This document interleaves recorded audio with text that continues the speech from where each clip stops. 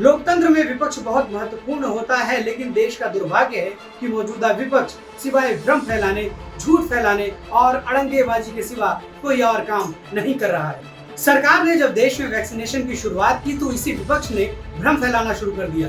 लोगों ने भ्रमित होकर टीके नहीं लगवाए, अनगिनत डोज खराब हो गए और आज यही विपक्ष कह रहा है जल्दी टीके लगाओ, जल्दी टीके लगाओ।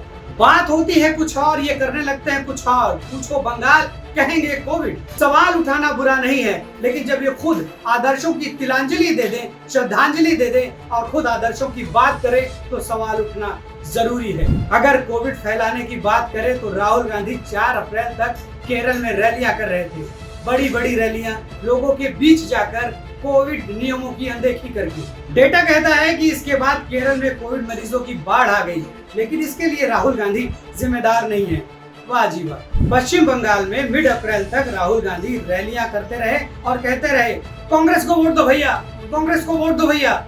लेकिन जैसे ही अंदेशा हुआ कि कोविड पॉजिटिव है, उन्होंने रैलियां स्थगित करने का ढोंग कर दिया। क्या राहुल गांधी और राजमाता ने छत्तीसगढ़ के सीएम से सवाल किया कि वो दूसरे राज्यों के चुनाव प्रचार में क्यों जाते रहे, जबकि उनके राज्य में कोविड मरीज बढ़ते रहे, चिताएं भभकती रहीं?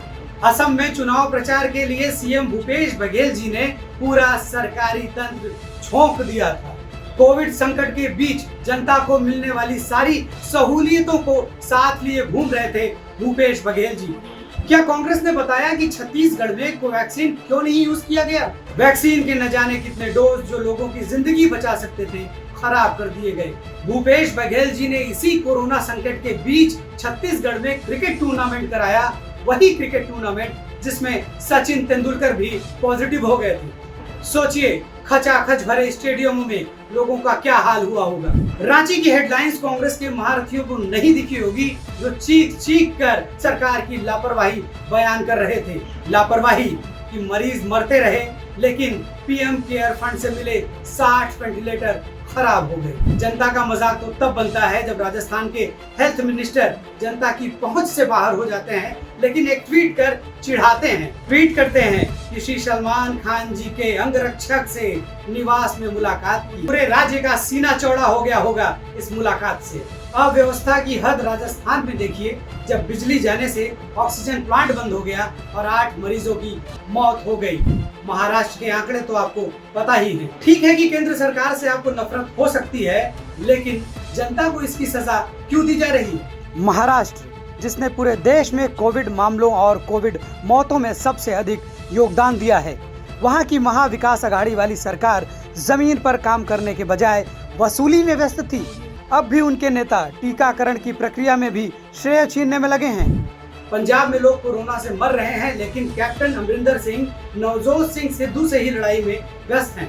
एक बात और नहीं समझ में आई कि पंजाब ने कोवैक्सीन लेने से मना क्यों कर दिया। महाराष्ट्र में साल भर से कोविड जारी है, जिसने पूरे देश में हाहाकार मचा रखा है, लेकिन क्या कभी भी युवराज और राजमाता ने पूछा कि महाराष्ट्र में जहां कोविड का वैक्सीन लगना चाहिए था, वहां वैक्सीन न लगकर वसूली क्यों हो रही है? ऊपर से सोनिया गांधी महाराष्ट्र की व्यवस्था से संतुष्ट हो जाती हैं।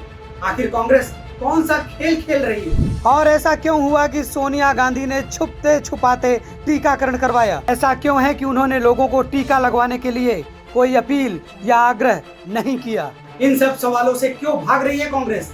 महामारी ने विकराल रूप धारण कर लिया है।